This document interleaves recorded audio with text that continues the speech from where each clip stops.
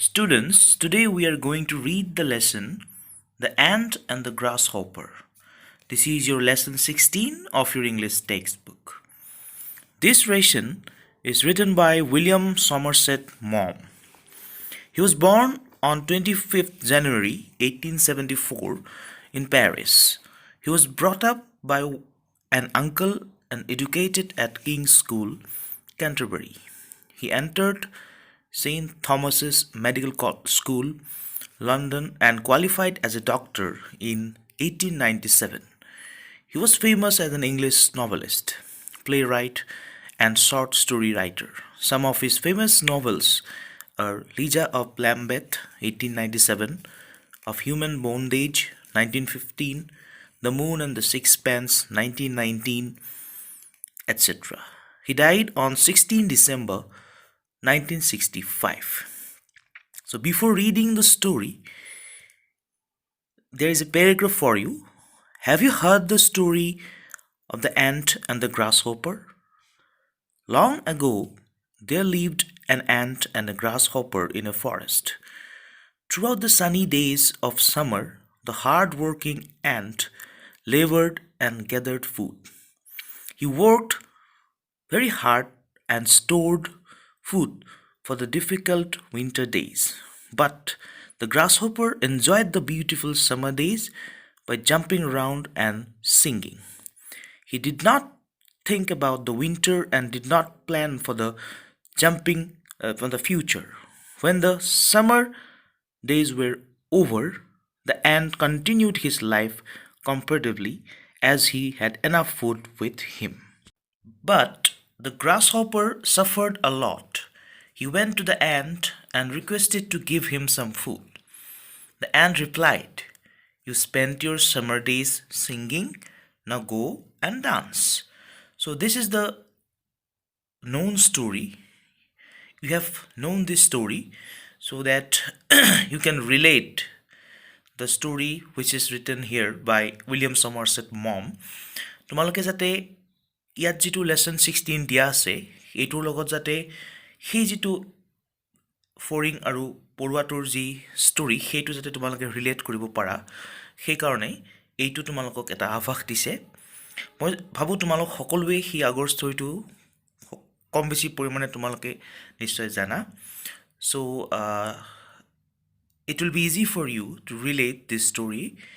So now we are going to read the main story, that is the ant and the grasshopper, and I am going to read the lesson.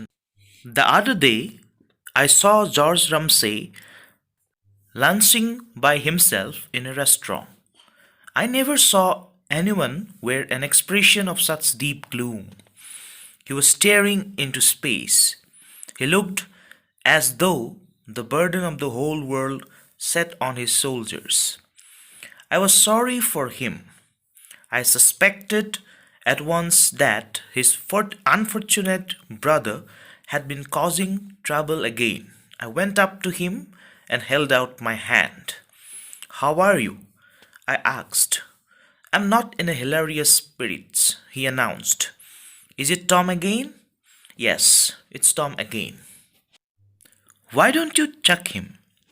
You've done everything in the world for him. You must know by now that he's quite hopeless. I suppose every family has a black sheep." Tom had been a sore trial to George for 20 years. He had begun life decently enough. He went into business, married, and had 2 children. The Ramsays were perfectly respectable people, and there was every reason to suppose that Tom Ramsay would have an honorable and decent career. But one day, without warning, he announced that he didn't like work and that he wasn't suited for marriage. He wanted to enjoy himself. He left his wife and his office. He had a little money and he spent 2 happy years in the various capitals of Europe. Rumors of his doings reached his relatives and they were profoundly shocked. They shook their heads and asked what would happen when his money was spent. They soon found out. He borrowed. He was charming and unscrupulous. He made a steady income from his friends and he made friends easily. Tom spent a lot of money on luxuries. For this, he depended on his brother George. Once or twice, George fell to Tom's promises to change and give him considerable sums in order that he make a fresh start. On these, Tom bought a motor car and some very nice jewelry. But when George realized eventually that his brother would never settle down, he washed his hands of him. But Tom, without a qualm, blackmailed him. He said that he would drive a taxi or work in a bar to earn if George did not mind it. It was not very nice for a respectable lawyer to find his brother doing these things, so George paid. For 20 years, Tom had raced, gambled, danced, and eaten in the most expensive restaurants and dressed beautifully. He always looked as if he had just stepped out of a bandbox. Though he was 66, you would never have taken him for more than 35. He was a most amusing companion, and though you knew he was perfectly worthless, you could not but enjoy his society. Tom Ramsay knew everybody, and everybody knew Tom Ramsay. Poor George, only a year older than his brother, looked 60. He had never taken more than a fortnight's holiday in the year for a quarter of a century. He was in his office every morning at 9:30, and never left it till 6. He was honest, industrious, and worthy.